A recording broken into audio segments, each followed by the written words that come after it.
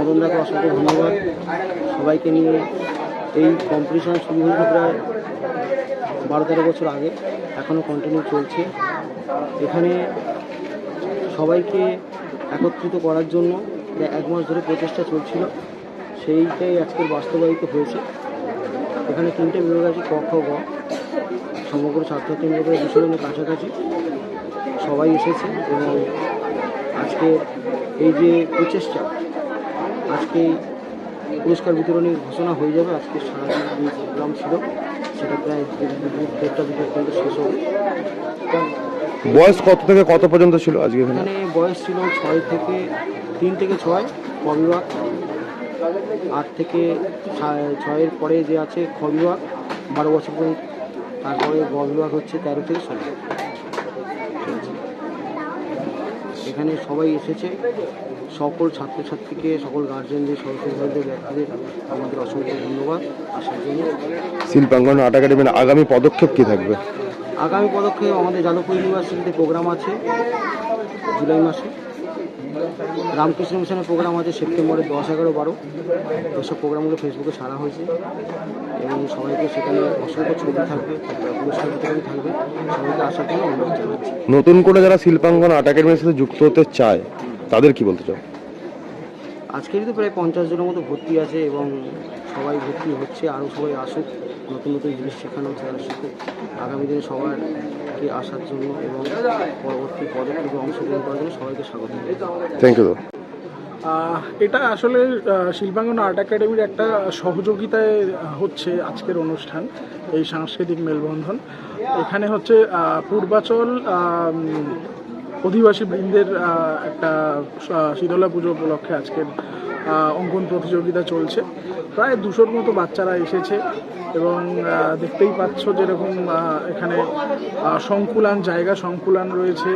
তাছাড়া পরিকাঠামো আমরা সেইভাবে দিয়ে উঠতে পারিনি বিভিন্ন কারণে, কিন্তু তাও এক অঙ্গনে বসে এতগুলো বাচ্চা নিজেদের ভাব প্রকাশ করছে রং তুলির মাধ্যমে।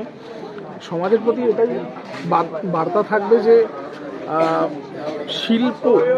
শিল্পর ক্ষেত্রে কখনো কোনো জিনিস বাধা হতে পারে না।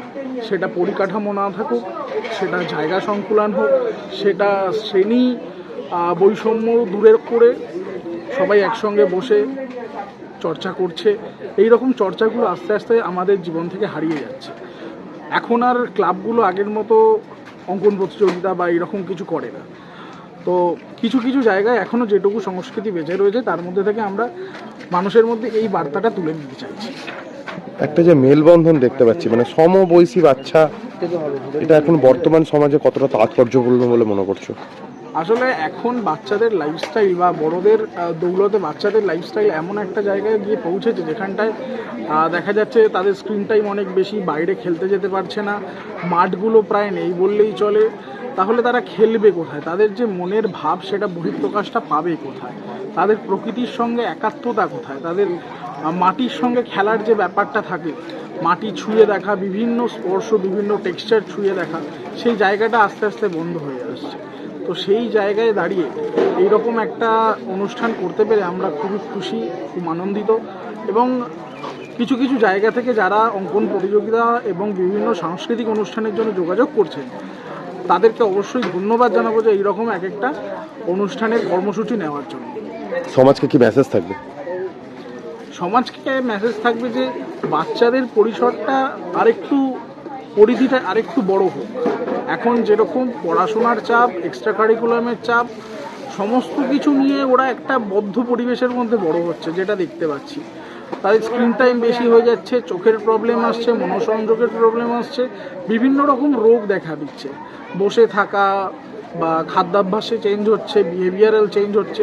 তো সেই ব্যাপারগুলো আস্তে আস্তে কাটিয়ে উঠবে এইসব কাজগুলোর মধ্যে, এইসব অ্যাক্টিভিটিগুলোর মধ্যে।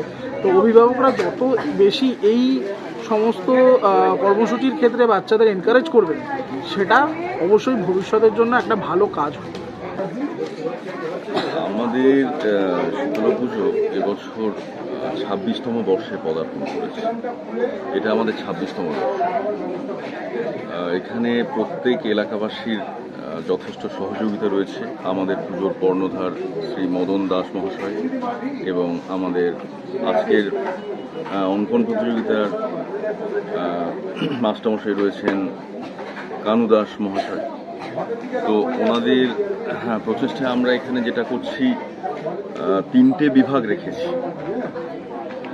একটা একদম ছোট থেকে যাদের 9 বছর পর্যন্ত বয়স, 8 বছর পর্যন্ত বয়স, এটা হচ্ছে প্রথম বিভাগ। দ্বিতীয় বিভাগ হচ্ছে 9 থেকে 12 এবং তৃতীয় বিভাগ হচ্ছে 12 থেকে 16। এই 3টে বিভাগ। 3টে বিভাগে আমরা প্রত্যেক প্রতিযোগীকে বলছি যে তোমরা তোমাদের নিজের খুশি মতো। তারা এখানে কোনো বাঁধা ধরা কোনো নির্দিষ্ট কোনো সাবজেক্ট নেই, তারা তাদের খুশি মতো মনের মাধুরী মিশিয়ে মানে ড্রয়িং করতে পারে।